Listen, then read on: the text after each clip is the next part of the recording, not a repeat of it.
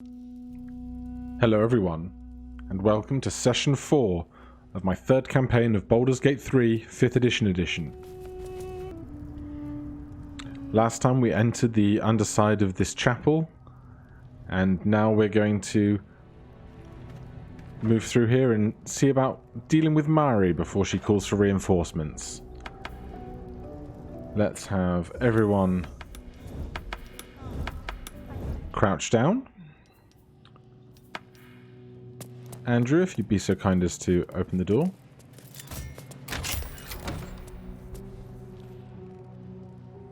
That was lucky. And Lae'zel. I know you have disadvantage on your stealth, but I think you could do an alright job getting in there to hit them with a sword.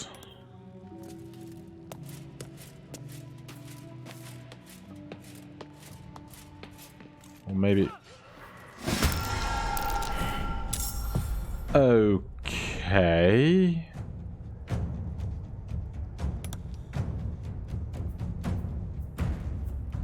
So... That's obviously a glitch. We are some 60 feet away and managed to attack. Let's get the rest of the party in initiative roll.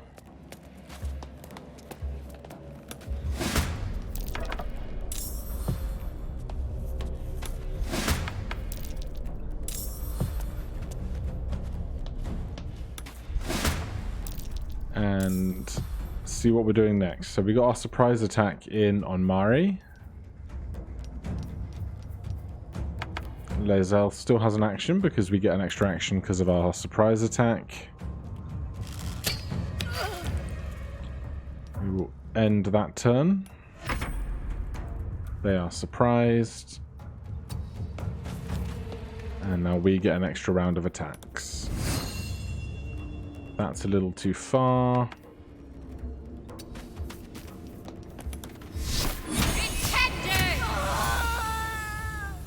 Okay. That went as well as can be expected. Let's put Lae'zel back with the group. See what they have on their body. Poison, armor, gold, all the usual stuff. So, one room down. Now we need to breach this room. It's kind of a shame that we can't have all of this kind of blacked out because technically our characters can't see it, so really we shouldn't have any idea what's going on behind here either. But pretending that we don't know, we will have... I'll have Lae'zel crack this open and we'll just have to rush in, I suppose. Oh no, we can get some stealth going. Lae'zel, lead on. No, it's not gone well.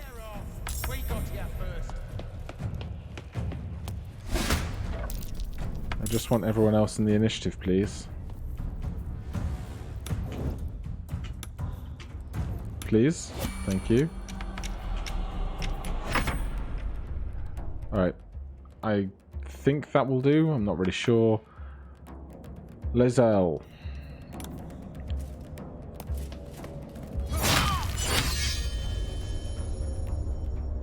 A crit for 11, eh? We rolled 8 on 2d10s. That makes me a little bit sad. Currently not on shared initiative, it seems. And the others aren't in initiative either, and I wish they were. There you go, that'll do. Lae'zel not getting a turn here. Shadowheart, excuse me.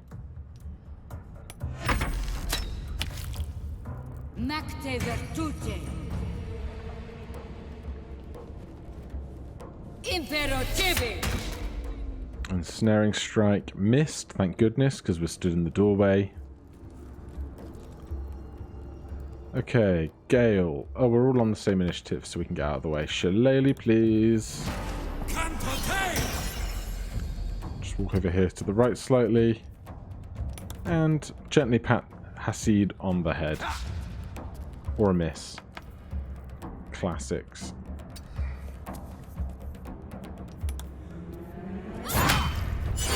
So many crits. Did we crit for 5? So a 1, a 2, plus 2. Great stuff. Now Gale does not have dark vision, so his attacks are a little bit more difficult here. Let's see if we can get 1 damage here. Of course not. That is... Oh, Lae'zel's in the action.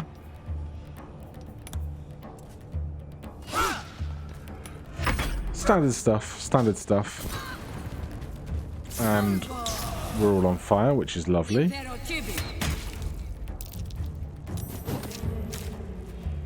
What is happening? Okay, Andrew's down. And on fire. Is he still on fire? Andrew? No. Okay. Lae'zel. Please. I keep calling her Lae'zel. Shadowheart. Please make Andrew be less dead. Especially with those 2 missed saving throws already. Lae'zel.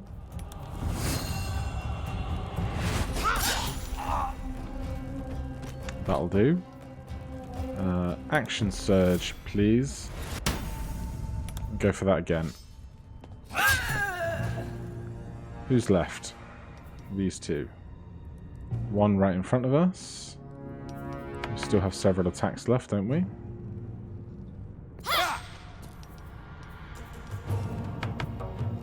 We were recovered this turn, so we don't get an action. Gale.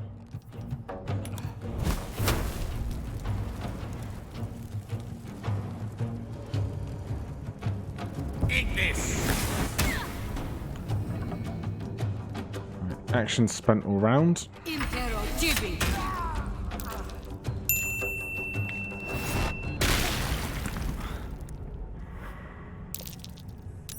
Andrew not having a great time of it. Gale, please help Andrew up. We've got 2 more people to beat. Lae'zel, would you please run over to this person and just kind of mess them up? Classic. Shadowheart.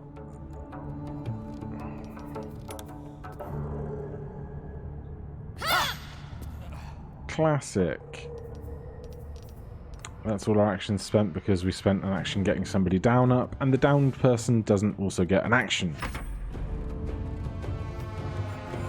Nothing we want to do with a bonus action here. Could healing word ourselves. I guess that's not a bad way to spend a bonus action.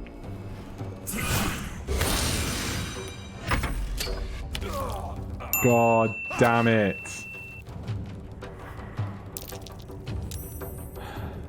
Okay. What do we do here?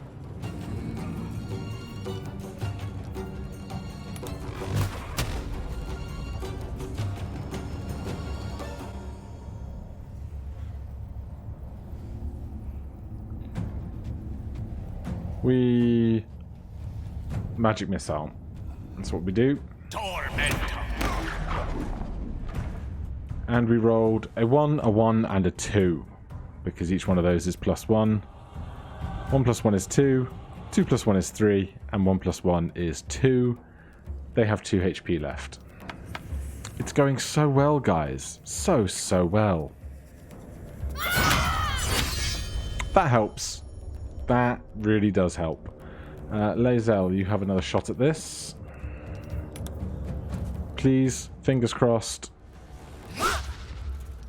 Of course. Now let's just hope they don't attack Andrew, who is down. No, of course, they attack Gale, because Gale is weak. Gale, help. Lae'zel. Attack. That's better. Shadowheart, you still have an action.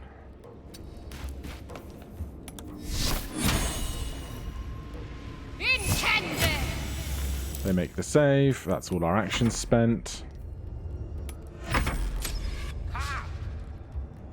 Thank goodness somebody missed something. And we roll a 1.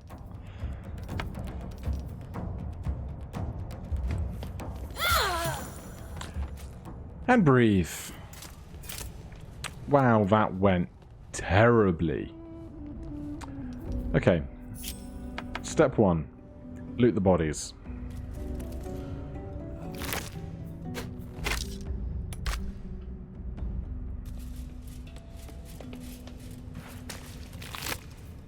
I would have preferred you all have really big health potions for us, but I guess that's asking too much. I'm done. I can't wait to sleep. Yeah, a long rest would be nice, but right now we can't spare it. Also, we can't long rest unless we have a teleportation circle to take us back to camp. That might be worth a look. Magic button opens the door in the prior room. Okay, we can all regroup. And head back up the stairs. Free thieves' tools on the ground. Well, Andrew can wild shape. We know that much. Place wasn't built for the living. As for Gale, only has 14 max HP anyway. Not exactly the highest amount to have to heal one way or another. And the other two are doing just fine. They are peachy keen.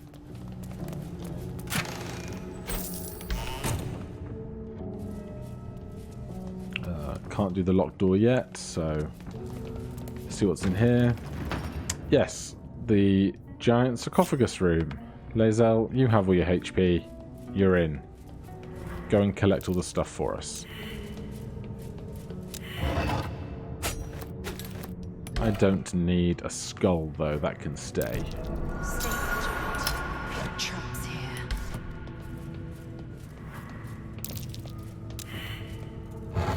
If you saw my first campaign of this game in Baldur's Gate 3 5th edition rules, you will have seen where Shadowheart very nearly got killed in this room. Fortunately, we're a little bit wiser now.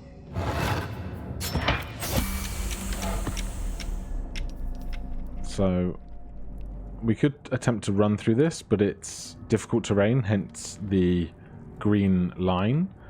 But Lae'zel has a very high strength score, and strength is directly related to your range for jumping. So Lae'zel can actually jump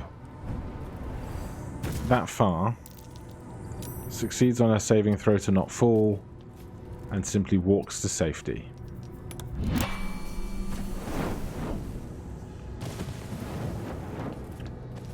Join up with the rest of the party, and the key that we got in the sarcophagus will let us open this heavy door here. But just before we do that, let's divvy up some of what we've picked up. Scroll of Guiding Bolt is a cleric spell. Scroll of Protection from Evil, also a cleric spell. Mage Armor is a druid spell. Shock and Grasp is a wizard spell. Excuse me. I'm all over the shop. We don't need to worry about the water or the spiky things. Please just show me everything in order. I'd still like Andrew to have a shield, but he can't wield a two-handed weapon and carry a shield at the moment. Shadowheart has a bow because they are proficient with one. I presume... Oh, we're proficient with a short bow. Okay, that gives us some more options. Obviously, Gale is not, because wizards aren't proficient with almost any weapons. Does it... This doesn't say that he's not proficient with it, but if I put it over here... Okay. This is weird, because we're showing as Gale, but if you look at the short bow in somebody else's inventory, it doesn't tell you if that person is indeed proficient with it or not. So we are not proficient with bows. good to double check. All the leather armor in the world. Shame we can't just pile it on top of each other one by one. So what we really need to do is get Gale healthy before going into this room. If we are going to wild shape for this fight, I guess we can spend our spell slot on Goodberry. And then Gale can chow down, because 4d4 of healing is like a large or a greater healing potion is 4d4 plus 4. So it's almost that.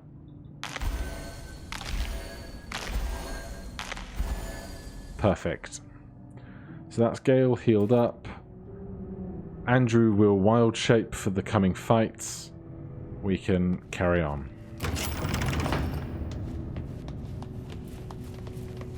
Sword-carrying scribes. What was so subversive about their words that they commanded protection? I Well, wonder what was so subversive about their words that they commanded protection. anybody else want to say the same line? No? Okay. Oh, excuse me. I did not mean to hit the spacebar. Any more for any more? I'll take that. No one down here. A statue to juggle, if my lessons were true. The final scribe. And that gave us a point of inspiration. I guess we've successfully completed the mission to explore the tomb. So our inspiration point is here.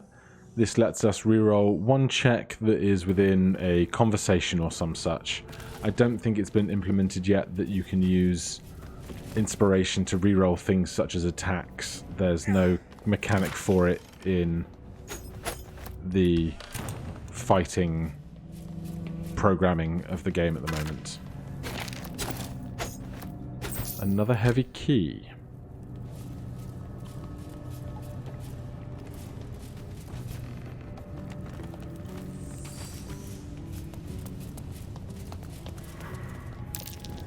That's curious. There is a button. Because I've been here once before in a previous playthrough of this, I know what happens when we push that button. And any good adventurer would be suspect of the dead corpses laying around a tomb with weapons and such. So we will have Andrew wild shape ahead of the button press into his favorite, the wolf. And we will pause there. So next time on Baldur's Gate 3 5th edition, we will push this button and see what the aftermath is for the party and see whether we can't survive another encounter down here in these treacherous hallways. Thank you ever so much for watching. I hope you'll join me for the next one. If you have any suggestions for rules, please put them in the comments. Or if you have any queries about the D&D 5th edition stuff and how that relates to the tabletop game, or if I've said anything that is confusing, feel free to ask in the comments and I will do my best to explain anything and everything that you guys come up with at me. Until next time, I'll see you in the next one. Cheers!